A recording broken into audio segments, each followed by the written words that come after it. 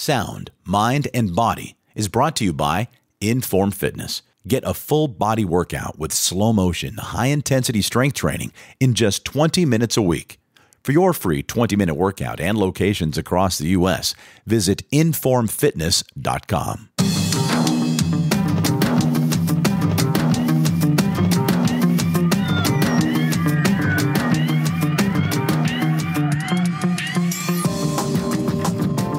Hello and welcome to Sound, Mind, and Body, a podcast where we talk about how to stay healthy, balanced, and well of mind, body, and spirit in today's crazy world with a dash of woo-woo.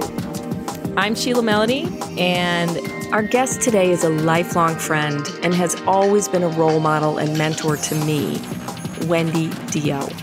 She is known as the widow of the late great heavy metal singer Ronnie James Dio and the co-founder of the Cancer Fund in his name.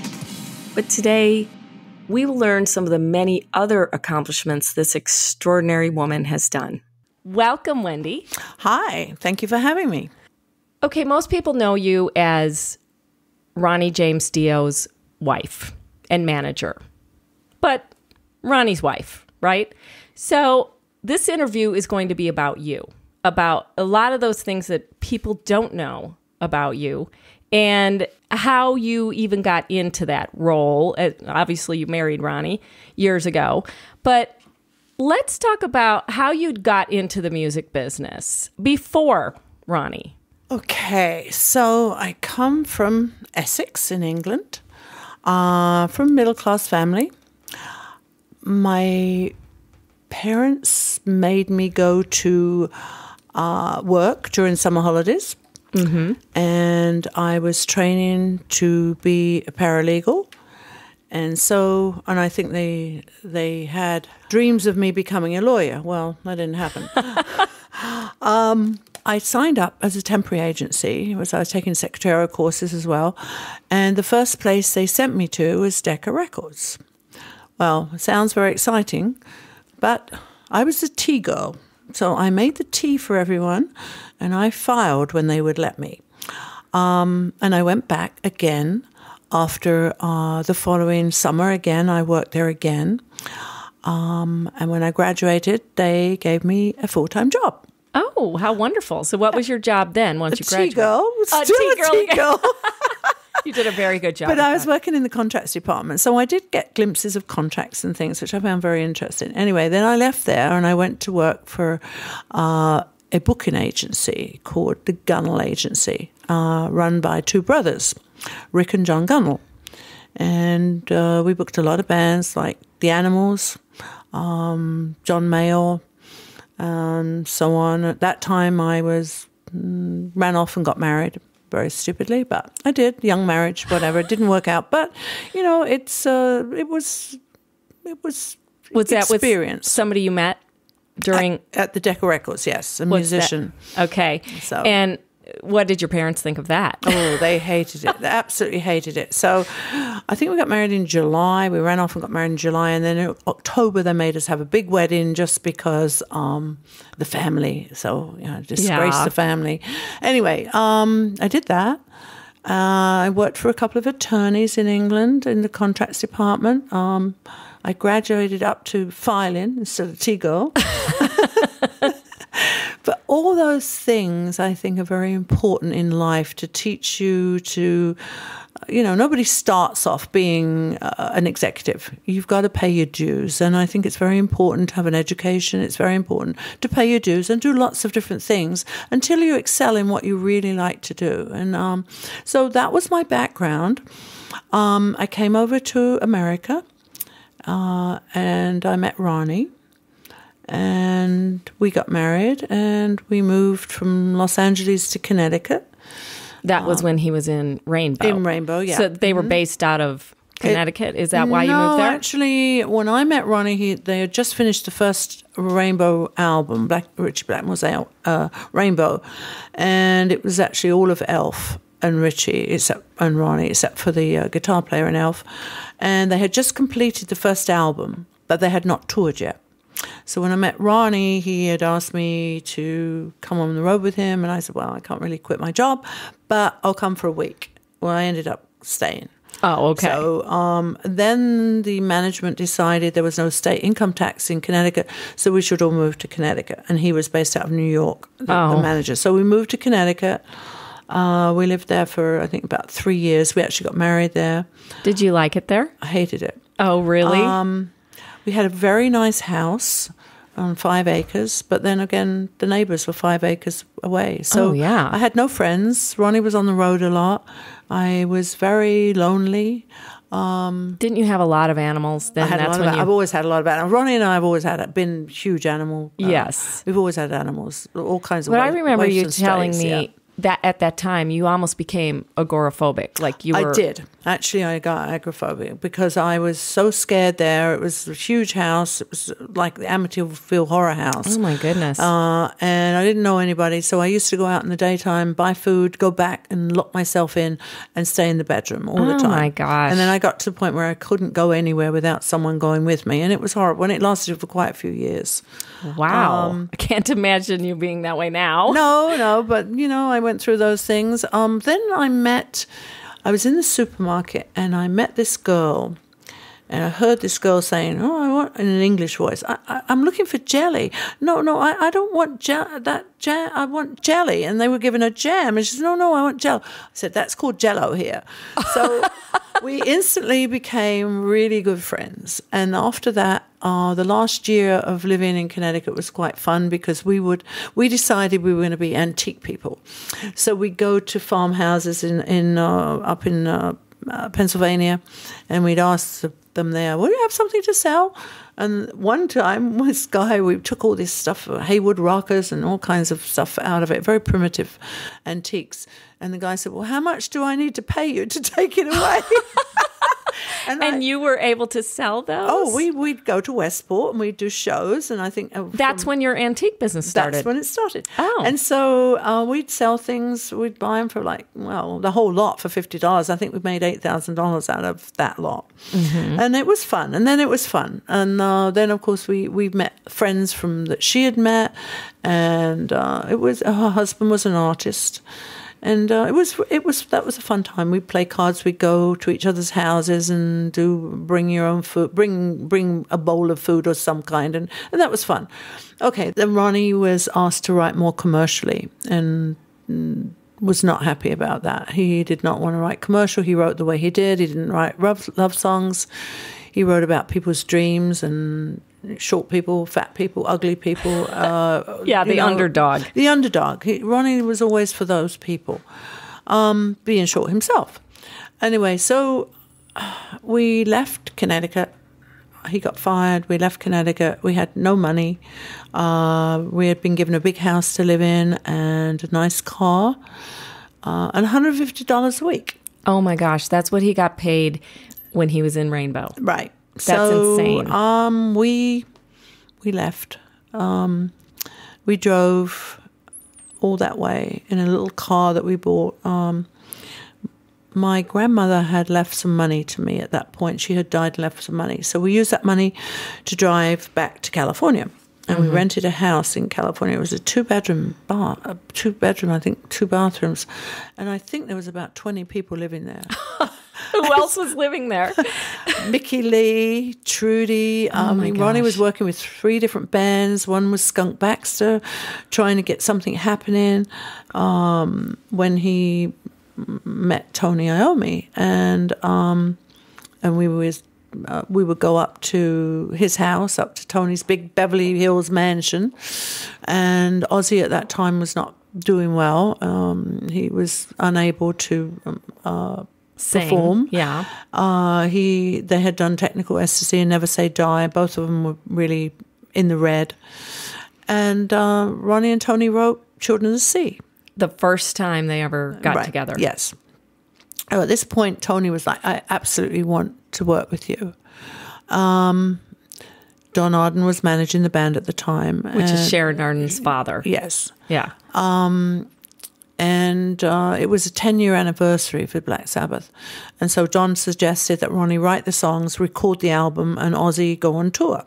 At which point Ronnie said, no, it's all or nothing. Sorry, no. So we left.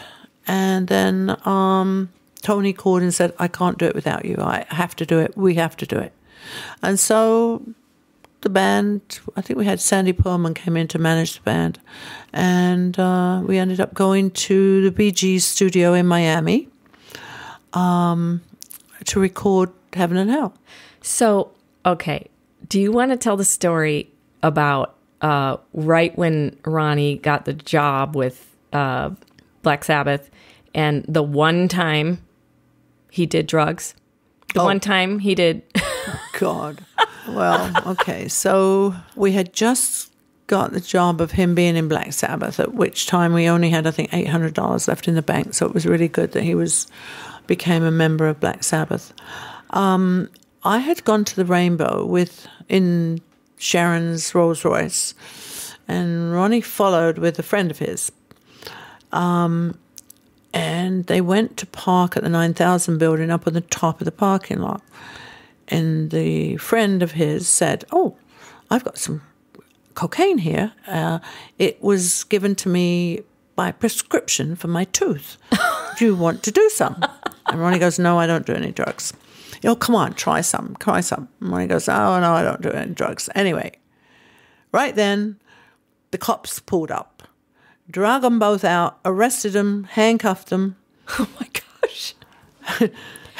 Took them down into the police car. So they were in front of the Rainbow, basically, in a police car with handcuffs on. Yes. And Mark was sitting, the other guy was sitting in another police car. Ronnie was in his car by himself in the back seat. And the windows were down. And I was like, where's Ronnie? Where's Ronnie? And everybody was kind of being kind of strange. Like they didn't want me to know. I'm not stupid. Something was going on. So I went outside and I saw Ronnie sitting in his police car, handcuffed. Oh, my goodness. Now I'm thinking, we just came out of not having any money whatsoever. You just got a job with one of the biggest bands in the world, and you've screwed it all up. Right. So I lost my temper with him, slapped him around, screamed at him, told him what an idiot he was and everything else. At this point, the policeman came up and he said, I'm going to release you because I think she's going to give you a much worse time than we are. I love that story. So he was released. But I think basically they couldn't find anything on Ronnie. I don't think he'd done any of the cocaine. And yeah, he wasn't ever the that other guy did have a prescription for it. So whatever. But anyway, that was that. It was a funny story. It was a funny story. Yes, it was. Told many times since then. Many times. And then, so he's in Black Sabbath and now you're, recording and then they start touring and, things are getting better. Were you managing him then? No. Sandy Perlman was managing them and Steve Schenck managing the band. And then things went downhill. Everybody was doing drugs and lots of things, and the band wasn't getting on. So Ronnie left. Right. And that's when he started his own band, Dio. when he started his own band, Dio, yes. And that's when I met all of you. Right. And that's when Ronnie said, now you need to manage me. And I was like, well, I don't know about that. So I said, let's try it out on somebody else. So we got this band Rough Cut together. We put the band together.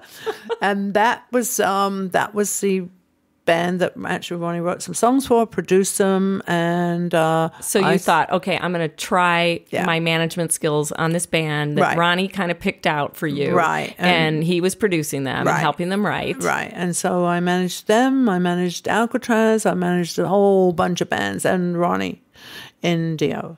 And Ronnie, on many interviews, would say, "He said, well, your wife's managing you. How does that work out?" He said, "Well, I'd rather get screwed by my wife than get screwed by somebody else." Well, yeah, because he did get screwed by all those other managers. Many times. Yeah, many times. He basically did. But, this is all part of paying your dues. Yes. You learn what not to do and what to do. Like with Richie was very hard on Ronnie. It was very hard on all his musicians. But I think Ronnie learned a lesson that, being hard on somebody is, if you're doing it for the betterment of their playing, then that's what you do. Because he learned that. He learned a lot of things, what to do and what not to do with Richie. He learned that fans would come to the shows and Richie would not sign autographs. And those kids would wait there in line forever. And Ronnie thought, you know what? They deserve this. So Ronnie always made sure that he signed every single autograph, every single thing. And his fans were the most important people in the world for him. He never forgot where he came from. He never forgot the good things in life that he had, like the houses and things, the cars. The fans were the ones that paid for those. Yeah. And he was always a very down-to-earth person. Absolutely. I met all of you. I was working at William Morris Agency when I was like 20 years old. And and Wendy Dio walks in, and she's, we were booking the first Dio tour.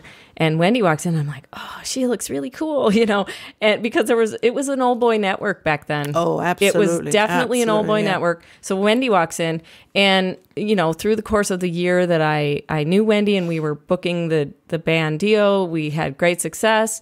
And then I gave my notice because I no longer wanted to work at William Morris Agency, which at the time I would have had to been an agent's assistant for 10 years before even possibly becoming, a junior agent. I thought, forget it. So I gave my notice, and Wendy walked in a few days later, and she said, I heard you gave your notice. And I said, yes. And she said, you want to come work for me? And I'm like, heck yes. So working for you, Wendy, was one of the most wonderful things. It just opened up this whole new world for me. We've become friends, but we've gone through so many years of so many different things. And I've seen you not only create wonderful bands, but also a lot of other things that you have done. So we're going to take a break, and then after that, we'll go into all these other businesses and things that you've created.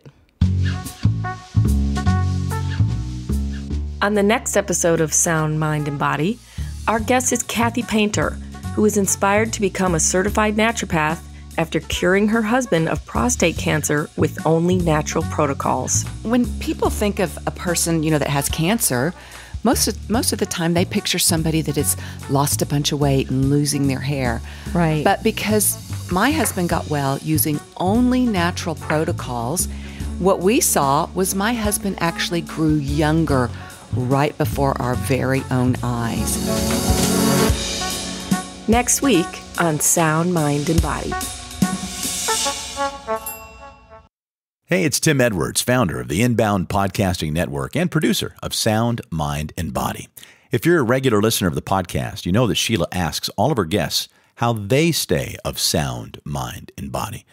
Well, in part, my answer is my once-a-week high-intensity workout at Sheila's strength training studio, Inform Fitness in Toluca Lake. That's right, I said once a week, and here's the best part. It's only for about 20 to 30 minutes. However, it's not an easy-peasy half an hour, that's for sure. The workout is pretty intense, but it's extremely safe because my trainer Joe is guiding me the entire time. All of the movements are in slow motion and are in perfect form, hence the name, Inform Fitness. The workout's also quite effective. At the time of this recording, I'm 50 years old, and at my age, I should be getting weaker, but I'm not. I'm getting stronger every single week. You'll hear Sheila say several times here in the podcast that strength care is health care. Check it out for yourself. There's a free session waiting for you at informfitness.com. Click the button Try Us Free right there on the homepage. Fill out the form and enjoy a slow-motion, high-intensity, full-body workout in just 20 minutes. On the website, you'll also see that this offer applies to all Inform Fitness locations across the country. For a list of those locations, tons of videos, and information regarding the Power of 10 workout, visit informfitness.com. Okay, we're back talking to Wendy Dio. So, Wendy, in addition to managing your artists, you also got into a lot of other things. One of them was teaching management at UCLA. So, what is one of the main tips that you can have for somebody who might want to get into management? Well, a lot of time, well, at that time I was only one of the very few women managers. There's a lot of women managers now. And what I say, not just for the women, but for the men too, young people that are coming into management is, you're not the artist. Don't dress like the artist. Dress like a business person. You're going to be meeting with people at record companies, publishing companies, and you need to look like you're a business person, that you know how to take care of someone's career. Yeah, so you I look think like that's very important to do that, to dress nicely, to go there and to be, a business person. And not only that, when what you said was that you can walk into into a business dressed nicely. You have to look like you don't need that money, right? Exactly. Yeah, I've been into Warner Brothers and asked for $1 million deal. I don't want to look like I need it. Yeah, right. Exactly. You want to be able to walk away and say, you know what? If you don't give me the best deal, I can go get another one. Exactly. And if you believe in your artists, which you have to have passion, I think, for the artists, you have to believe in them. And there's lots of bands that are out there that are very good, that were offered to me, that I know are very successful. But if you don't have the passion for the band, then you can't, it's like selling an object, anything. If you sell makeup, you sell anything, an antique, you have to love it. Yes. To sell it properly, because, if you have the passion and you love it and you know how good they are, then you can express that to the person and hopefully they get it. Yeah. And how was that being a female back in the 80s? Just briefly, let's talk about, some of the things that you had to deal with being a female in the 80s, in the heavy metal world. There weren't many. There was only basically you and, maybe Sharon, and Sharon Osbourne. That was it. Well, I'll tell you a story. So I was, Ronnie was playing Day on the Green in San Francisco with very important promoter, Bill Graham, one of the top promoters, who unfortunately passed away, but he was a good friend of mine. But he didn't start out being a good friend of mine. He thought that I shouldn't be managing Ronnie. I should be giving it to somebody else who knows what they're doing. I said, okay, fine. So at the end of the show, when we were settling, I saw there were 20 damaged chairs that I'd been charged for. And I said, well, can I have the chairs? He said, what do you mean, do you want the chairs? I said, well, I'm paying for them. I would like to have them. Well, don't be silly. Nobody asked for that. I said, well, I'm asking for it. I'm having to pay $1,200 for these chairs. So I'm not going to give you $1,200 deducted from my money unless I get the chairs. And we argued back and forth for a while. And then I said, you know what, Bill, this is very exasperating. I spend $1,200 on lunch, so I don't really care. Obviously, you need the money more than I do. Well, at which point he said, no, here, take the money. And I ended up getting the $1,200. Many years later, we were playing again for Bill Graham, and he said, you know what, Wendy, I thought about it. You used reverse psychology on me. He goes, you're a very smart lady. You did that many times. I did many times. Yeah, many times. But I was never, I always, when men would give me advice, which they did many times, whether I wanted it or not, I always took it gracefully. I didn't argue with them or try to be a man. I'm a man. I'm a woman. And I do things differently. And obviously, I remember, you saying, look, they want to go, all these, different people you had to do deals with for a tour or something, all the different, the lighting and the sound and all those things, the staging, you had to do deals with these people. So you take them all out to lunch. And I remember you telling me one time, look, they enjoy going out to lunch with me way more than they like going out to lunch with these other guys. And so we have a great time. I buy them all drinks. And then the next day they call me up and say, I gave you what for how much? Actually, that's not quite exactly. But most of the time I've done business with people and we made it fun. It wasn't just a business deal. It was, those people became my family. Yes. I'm a very loyal person. The sound company, the light company, the trucking company, all those people I had done business with in the beginning became my friends. And over 30 years, I used the same people all the time. Even when other people would offer me better deals, I was loyal with them because I would work with them where it was a Dio tour, it was a Black Sabbath tour. We would pay the money we were supposed to pay. But then if it was a rough cut or a smaller band I had, come on, be reasonable, give it to me for a good price. And because of my loyalty, they would do that. So we all worked together, and we all worked together as a family. In fact, the sound company who I'm still with, my godchild is my godchild. Their child became my godchild, and she just got married, and we're just throwing a big thing for her. And she's like 28 years now old. she's getting in the business. Exactly, she's in the business. Yeah. That's so wonderful. So it's about the loyalty and about the friendship. Is very, very important. I can attest to that because I have been lucky enough to be one of those people that has been in this whole family of people that you have kind of gathered throughout the last 30 years. And so my chosen family. Your chosen, yes, it's my chosen family too. And I love it. I'm very lucky to be a part of that. So let's talk about the Cancer Fund, because that's one of your passions right now. Right. Well, before the Cancer Fund, when Ronnie was alive, we always collected animals. Well, whether we wanted them or not, they seemed to come to us. We always had a whole bunch of animals. And we used to do a lot of charity work for animals. Ronnie was very much of an animal lover. I would drag him to different things. We would do the Brittany Foundation where we go into the cage every year, which I still do, yeah. Ronnie did PSAs for autistic children, for lots of different things. He did a lot of things for Make-A-Wish Foundation. I remember you were chairman of the board of Children of the Night for many years. Children of the Night, many years. I was a chairman. Yes, we one time Ronnie said that he wanted to give back to society. So for me to pick a charity, he was going to do a concert and give them the money. And so I gave him a bunch of charities, and he looked at it and he said, Children of the Night looks good because those kids are like between 15 and 17, and probably some of them could be my fans. So we worked well, he did a concert, we gave him $100,000, and then I was asked to be on the board. I was on the board, I think, for about 10 years. And we worked very hard with that, and we hopefully saved some kids' lives.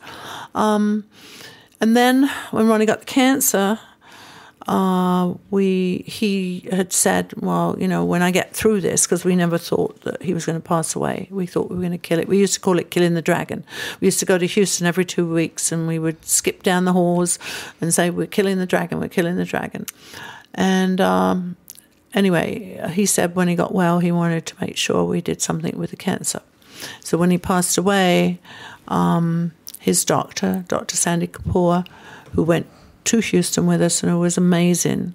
He and I formed the Ronnie James Dio Stand Up and Shout Cancer Fund, and we gathered a board together, and these people were amazing. We all work for free. We're all volunteers. We have no administration costs whatsoever. My board consists of 2 attorneys, an accountant, the sound guy who was in the beginning, in the very beginning, yes, the lighting guys, the trucking people, they're all on the board. The PR person that used to do PR for Ronnie, other managers. We have 14 board members and 3 committee members, and we're just about to actually open an East Coast chapter, which is very exciting. We've raised way over $2 million now. We give money to MD Anderson, to TJ Martell. Now we're giving it to Dr. Wong at UCLA for his saliva test.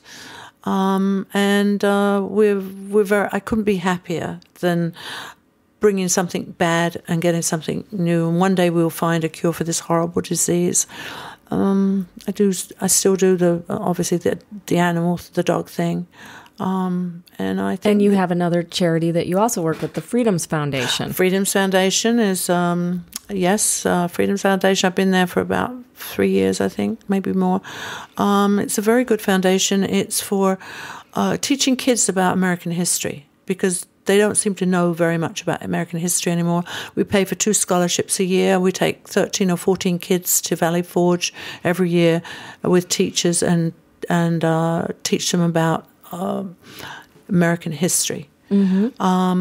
It's great. It's a fun thing. They're very, very, very proud people, mostly women there. They're mostly in their 70s and 80s, and they all come from very well-to-do backgrounds. The Annenbergs, actresses, Baroness.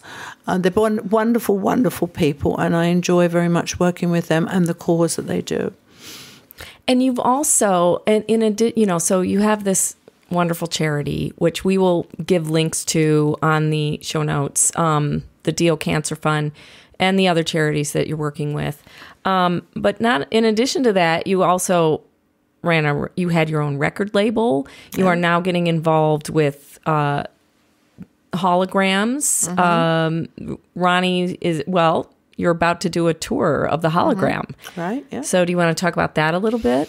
I was approached about 2 years ago by a company called iLusion with Jeff Pizzuti, who wanted to do a hologram of Ronnie. And I was kind of a little bit, I'm not sure about this, I'm not sure about this. But the more we thought about it, the more we thought that it was something that Ronnie was an innovator in music. Why not an innovator in technology?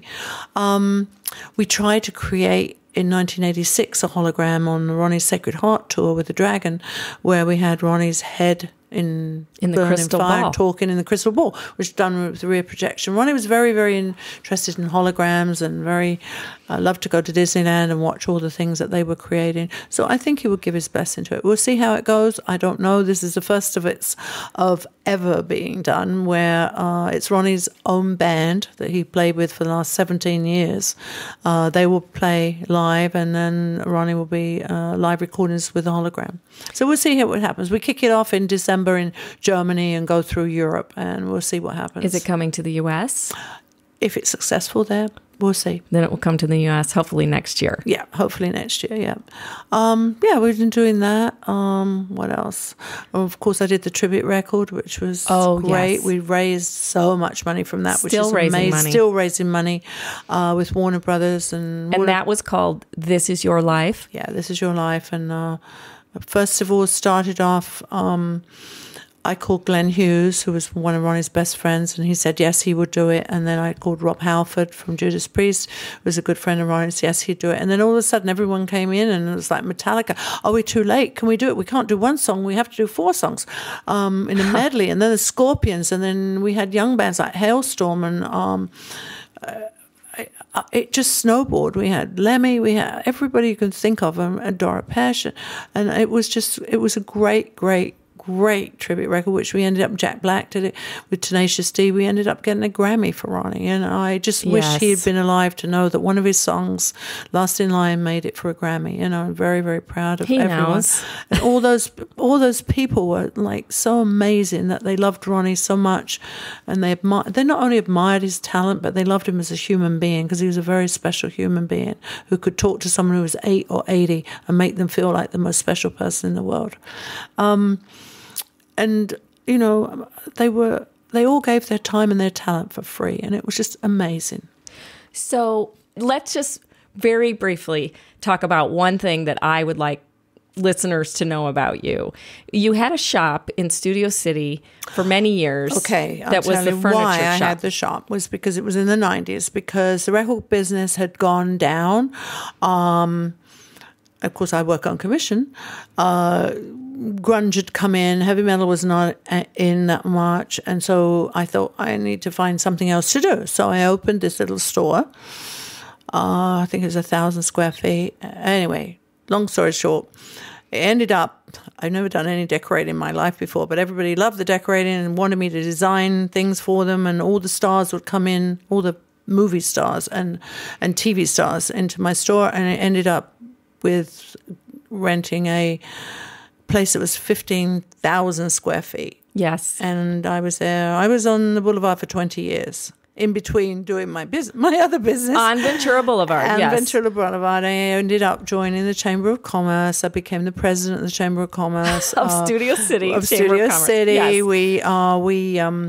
We started the farmers market. And Yes, I want to talk about that for a minute because I remember when you made the suggestion on the Chamber of Commerce to start the farmers market and you got such pushback. Nobody wanted to do it, right? Nobody wanted to do it. Even the place where we did it, the stores were, no, it's not going to be good for us, whatever. But, I mean, it's thriving now. And now it's just like if you took it away, they'd be so upset. Oh, absolutely. It was fun and it was fun to do. And, and we also did the ride. We closed the street one year for Christmas and we did a whole parade. I think we had 57 floats and that was so much fun. We did...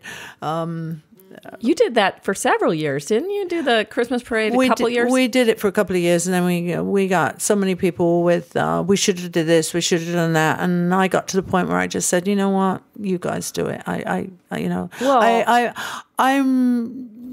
a positive person. I always think of my cup is always half full and not half empty, and I can't work with people that think cup is half empty, and it just were too many naysayers. And so it was time for me to resign, and I did. And I was on the national board for I think a little while, and then I resigned for that, and then we closed the store because then the music business started taking off again. Music business started taking up again, and it took all of my time. So I just couldn't do it anymore. It was fun, and I loved doing it, and I enjoyed doing it very much. But you did both for a long time. I remember it was like, okay, so here's this, kind of hoity-toity, furniture shop in Studio City, very high-end. And then in the back office, there's these tattooed musicians walking in and going. It was. And nobody knew me. I had two separate lives, and it was a lot of fun.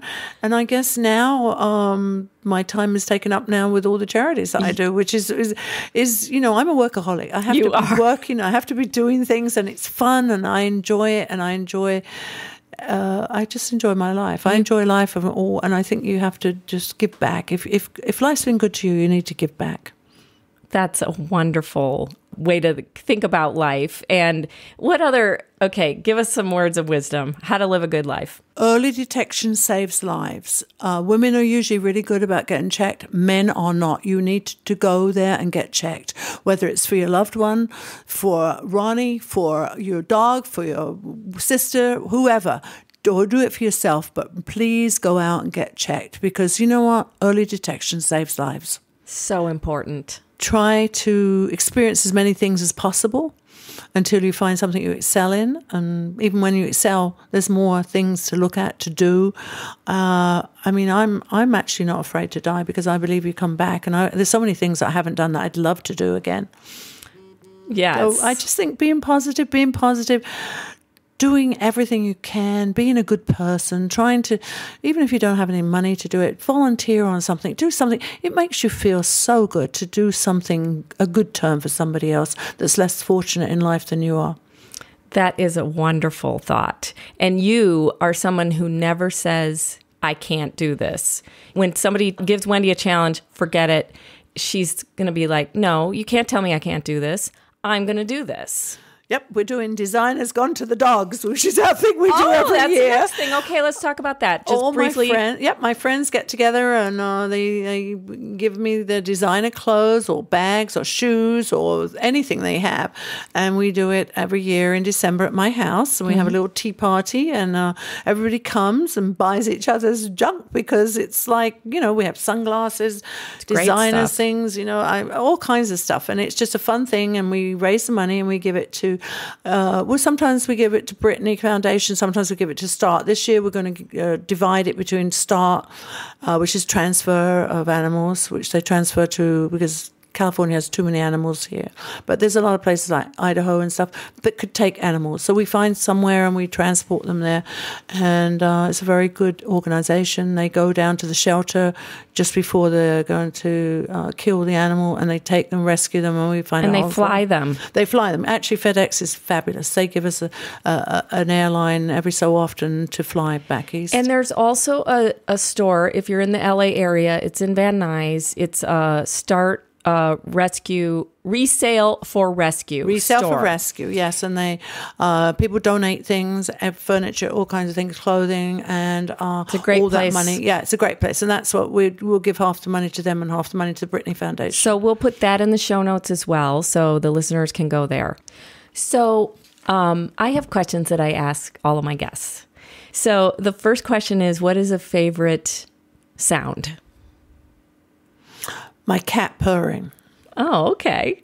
And you have how many cats? 4. 4 cats and a dog. Well, that's what happens when you get into animal rescue. You end up rescuing a lot of them yourself. Yeah, okay. So your cat purring. Okay, what's a favorite memory? Just something that comes to mind right away. Having tea and toast on a freezing cold day in England. A nice hot buttered toast with my mom and my aunt, Duty. Oh, that sounds lovely. Where, at your house? At my mother's house. I was only about 14. Oh my gosh. That's a wonderful memory.